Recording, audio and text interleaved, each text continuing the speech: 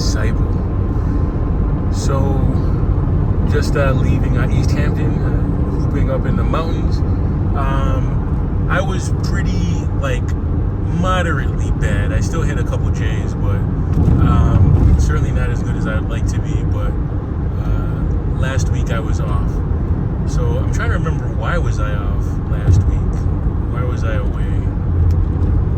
I tell you, man, my short-term memory is shot. So last Wednesday, was I out of town? I'll probably come back to me. And actually, one of my buddies, he was in there today, just had a baby. I think a baby boy. I couldn't really tell by the photo, and he didn't say what the gender was necessarily. It seemed to be understood though. It looked like a boy. So happy for him. He's only 31, 32, which is really normal age, but in today's day and age, that's young to be having a child. Oh, now I remember. Yeah, there was no hoop last week, Wednesday. Yeah. So what was I gonna say? Yeah, a lot going on lately. Cars still up for sale. The BMW.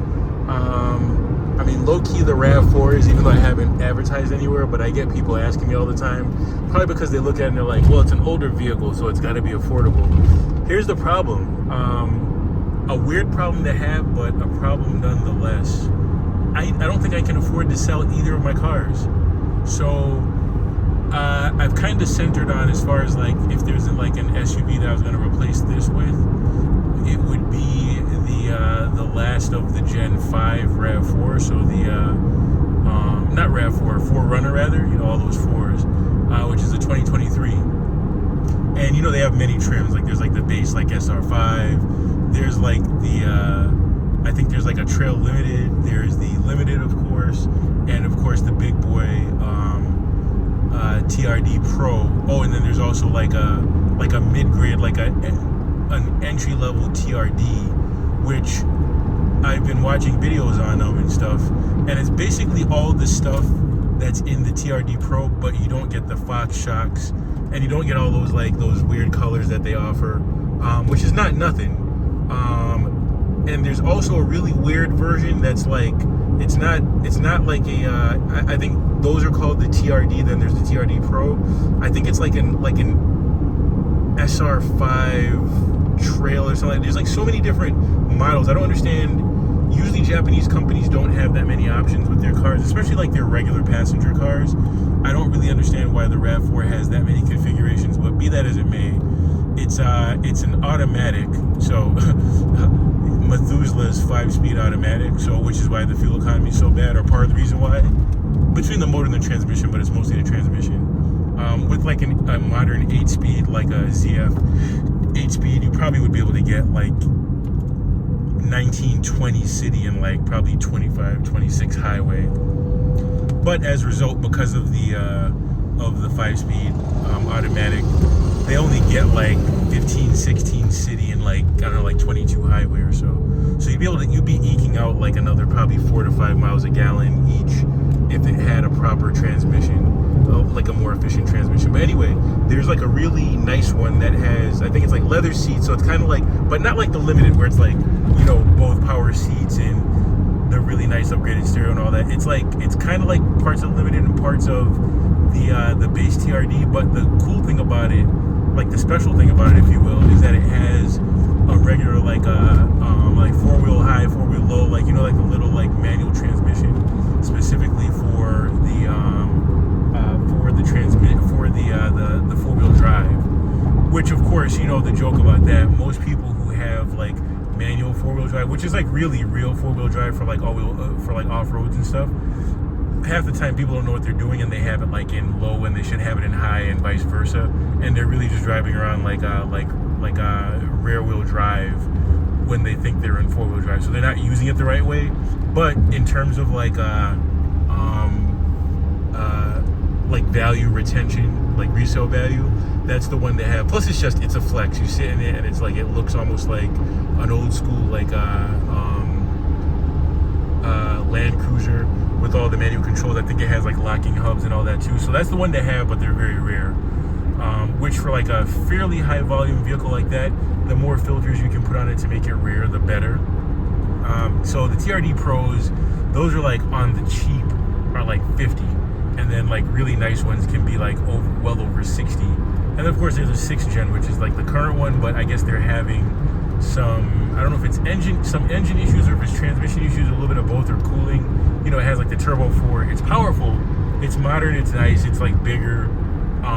But you buy a 4Runner, like probably like not 90%, but like 70% of the reason why you buy a 4Runner is for that rock solid reliability, because it's not like the new one is more cutting edge, but there are better vehicles if you don't require like a fully boxed like ladder frame and all that for off-roading and all that. But I like a truck that is like a real truck, like body on frame.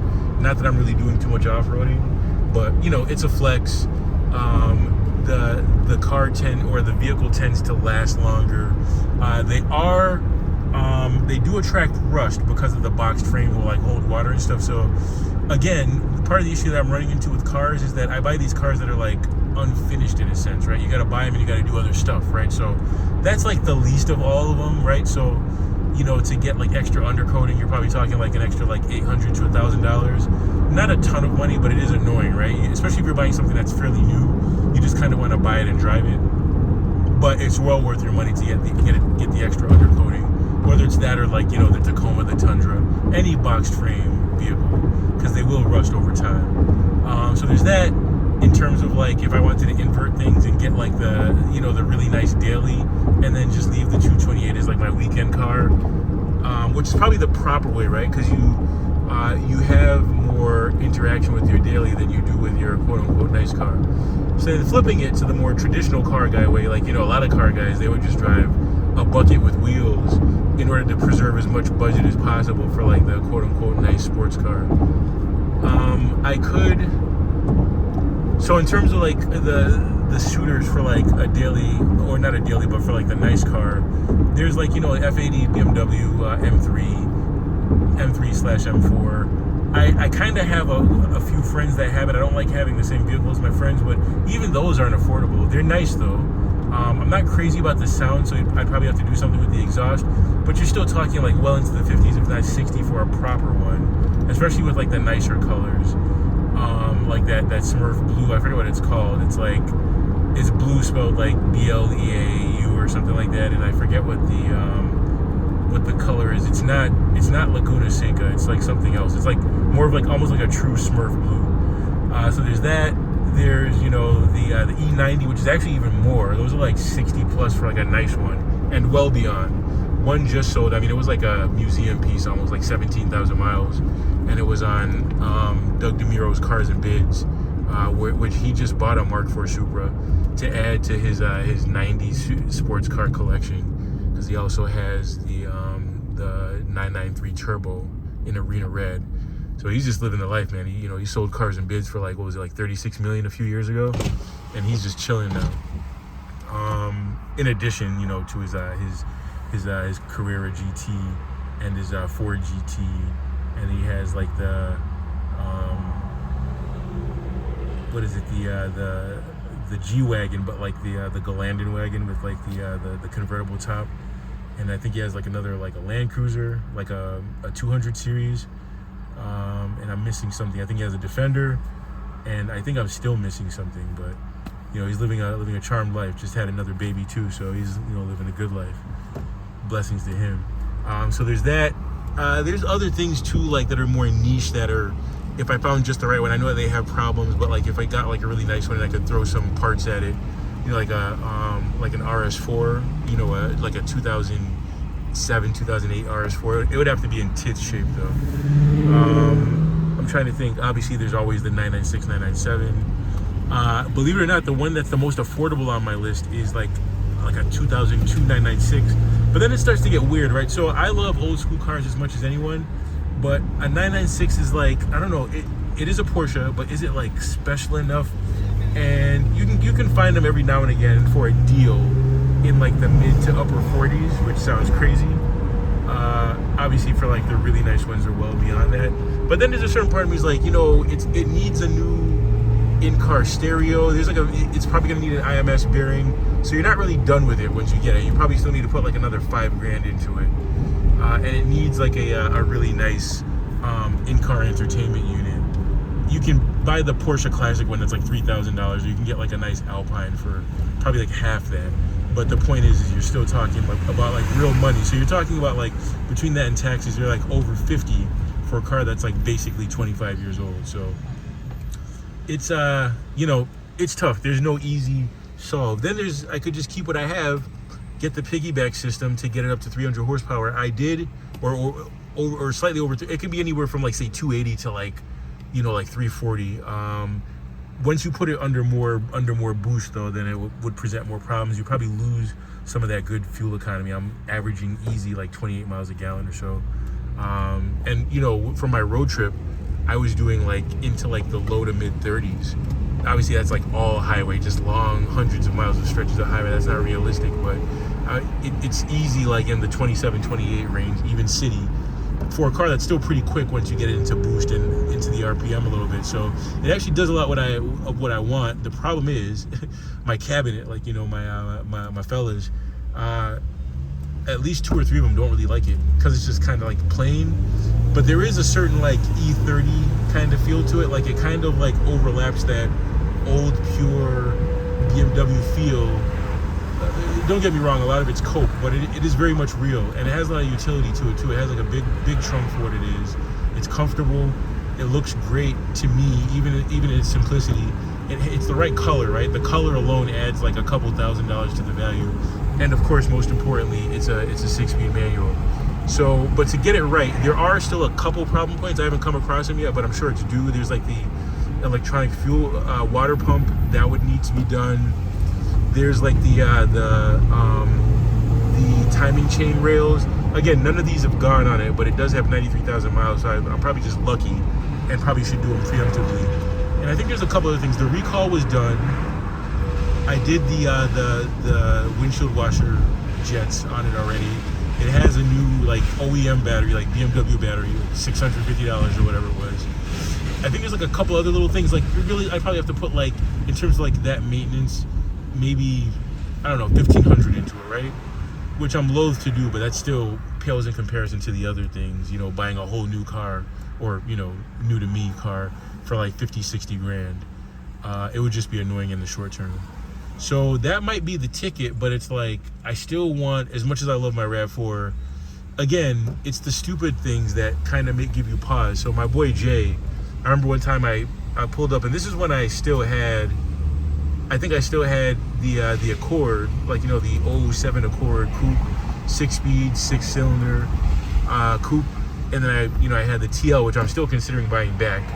My buddy that bought it, he said that I'll get first preference to buy it, and I think he's going to sell it back to me. But it's like I want to. I have the money sitting there. I likely could buy it for 15 grand, but I'm like, I think I've like lost the will, because the point is like what I really want is still dangling out there, and I'm like, it doesn't make sense to spend that extra money and extra maintenance, extra insurance. It's cheap enough. My cousins would probably get annoyed by taking up another parking spot, even though they don't live there. But of course they have a stake in the house. So I don't know. I'm like probably like 30-70 on that. But it is nice though that he's giving me first preference. So he's just on the verge of putting it back up for sale. And I think any moment now my phone's gonna ring and he's gonna be like, "Well, Disciple, you ready to buy the TL back?" He also has some nice Pirelli, not Pirelli, but Michelin Pilot Sports on there too. So I don't know if he's gonna charge me extra for that or whatever. And I think he did a couple ball joints. So I don't know how much he's gonna assess for that, or if there's gonna be some depreciation in the 3 years that I sold it to him, blah, blah, blah. But so there's that. Or I could just stand pat and then wait until like law school's over. But I mean, at this point, you're talking like another 4 years. So that's like a long time. And I'm at that age where like, the future is now, for better or worse. One thing I've noticed, remember how a couple years ago I was actually on the waiting list? I put my money down to be on the waiting list. My uncle used to work at an upstate New York Toyota dealership for the GR Corolla. And what I've noticed about them, when you go to CarMax, you see quite a few of them. So that's got to be evidence that a lot of people just didn't really like them, even though it's pretty highly rated. and I would have bought it for like, I think with markup, so it would have been like basically 50 grand. And you can find them now all day, even the circuit, not just the core, but the circuit. And then there's the one that's named after that Japanese racetrack. I forget, it begins with an M. I can't remember the name of it right now. Those you don't see, but I wouldn't buy those anyway because it doesn't have a back seat. But the circuit edition, and the thing that gave me pause on it is that it doesn't have a sunroof, and you know, I GT a lot.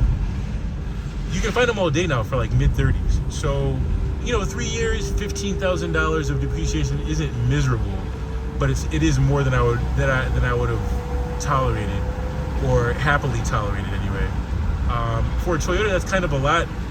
I know that some of these have like that curve where they dip and then it comes back in a few years, but I have to say it is more than I would have imagined. It's almost in the range of like, I would probably just go ahead and get like a Focus RS, like a really nice one for like 35. I know the Toyota would be more reliable. It's probably all around like a better athlete, but I feel like I prefer the RS. I don't know. It has a sunroof too, you know, the RS. I feel like it's nicer looking and it's a bit rarer. But yeah, you go to CarMax has kind of become like the new marketplace, like Auto Trader used to be when Auto Trader had like 4 million cars. If you go there now, you can see it's greatly reduced. It's probably like maybe like 1.5 million or so with all the competition that it's received. And CarMax, you'll notice in terms of, because I'll just put in there a filter just like, you know, sports cars manual as like the only filter, and you'll just see like a lot of like, you know, the usual suspects, Mustangs, Camaros, and then you'll see a lot of like Corolla GRs, almost disappointingly. You know how much I like my rare vehicles, so maybe I dodged a bullet by not getting it. Also you know, I've only been to one formal car show recently, and then recently I have been seeing more of the Supra with the manual. So like, you know, like it's like the anniversary or the track edition or whatever they're called, Supra, like where Supra's written, like the script is in red on the back.